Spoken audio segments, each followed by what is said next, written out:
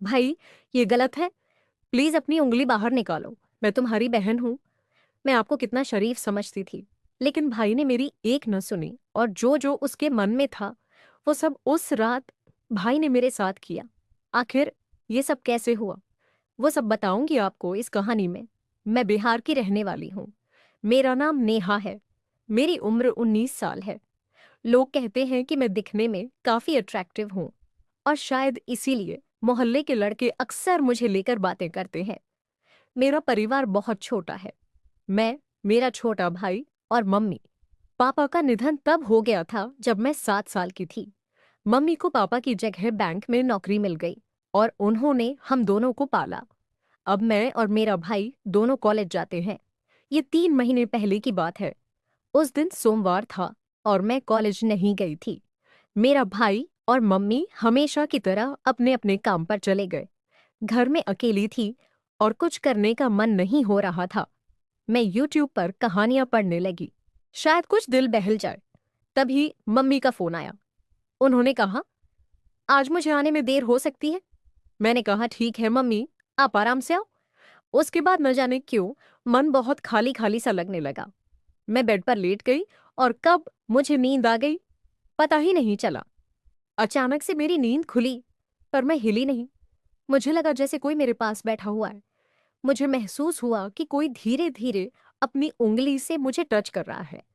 पहले तो मुझे समझ ही नहीं आया कि ये क्या हो रहा है, लेकिन जैसे ही मैंने हल्के से अपनी आंखें खोली, मैं अंदर तक हिल गई। मेरा छोटा भाई, जिसे मैं हमेशा मासूम और शरीफ समझती थी, वही मेरे पास बैठा था। मुझे यकीन नहीं हो रहा था कि ये वही कर रहा है। मेरा दिल बहुत तेज धड़ करने लगा था और मुझे समझ नहीं आ रहा था कि मैं क्या करूं। कुछ भी कहने की हिम्मत नहीं जुटा पाई। मैं सोच रही थी कि वो ऐसा क्यों कर रहा है। क्या उसने कभी ऐसा कुछ सोचा भी था मेरे बारे में, या फिर ये सिर्फ एक गलती थी। उस पल मेरे मन में बहुत सारे ख्याल आ रहे थे।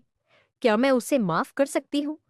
क्या ये एक ऐसी घटना है जिसे मैं नजरअंदाज कर सकती थी? लेकिन साथ ही मुझे न जाने क्यों उस पल में गुस्सा नहीं आ रहा था, बल्कि उल्टा मैं उलझन में थी। शायद मेरी समझ में ही कुछ कमी थी, या फिर मैं उस पल में कुछ और सोच रही थी। कुछ समय बीत गया और मैं अभी भी सोने का नाटक कर रही थी। तभी अचानक महसूस हुआ कि भाई मुझे हल्के से जगाने की कोशिश कर रहा है। उसकी उंगलियां मेरे कंधे पर हल्के से छू रही थी, लेकिन मैंने अपनी आंखें नहीं खोली। मैं जानती थी कि मैं पूरी तरह से जाग रही हूँ, लेकिन वो शायद सोच रहा था कि मैं गहरी नींद में हूँ। धीरे धीरे उसकी हरकतें बढ़ने लगी।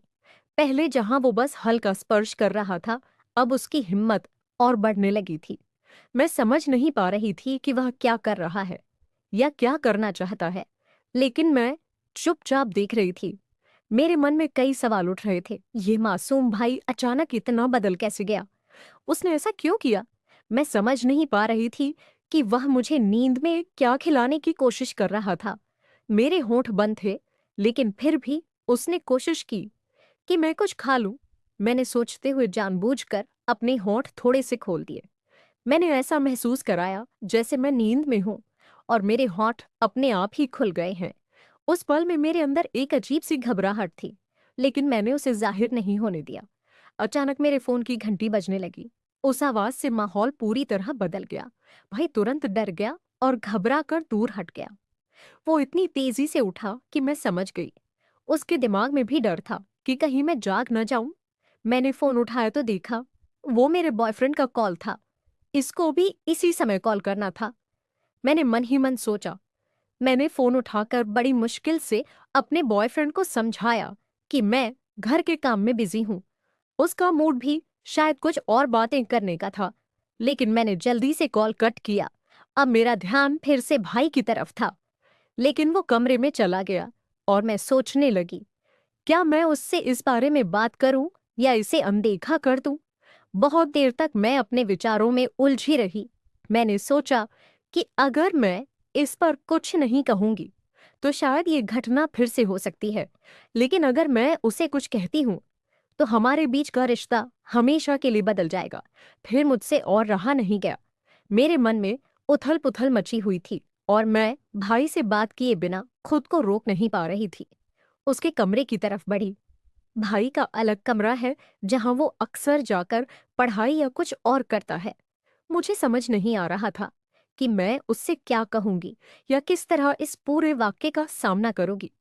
जब मैं भाई के कमरे के पास पहुंची तो दरवाजा आधा खुला हुआ था। मैंने धीरे से अंदर झांका। जो मैंने देखा उसने मेरी आंखें पूरी तरह से चौड़ी हो गई। भाई बेड पर लेटा हुआ था और वो अपने हाथों से कुछ ऐसा कर रहा था जिसे मैं अब तक सिर्फ एक बच्चे की तरह देखती थी। वो ऐसा कर सकता है, मैंने कभी सोचा भी नहीं था। 1 मिनट तक मैं बस दरवाजे पर खड़ी देखती रही। मेरे दिमाग में कई सवाल उठ रहे थे। आखिर उसे क्या हो गया है? क्या वो सच में ऐसा कर रहा है या फिर मैं किसी भ्रम में हूं?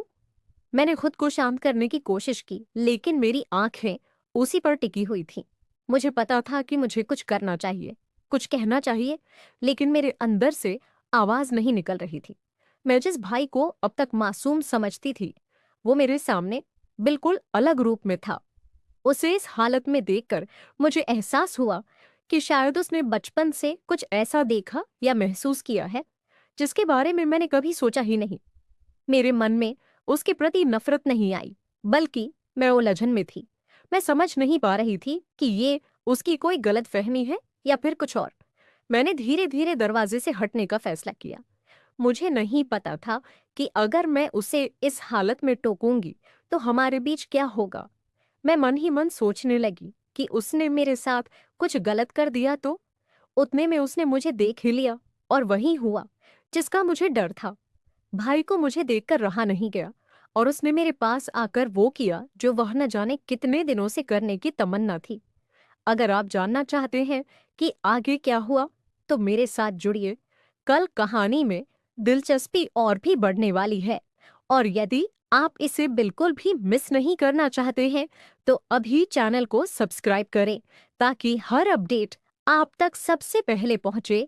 मैं आपकी वही प्यारी दोस्त हूँ। मिलूंगी अगले वीडियो में।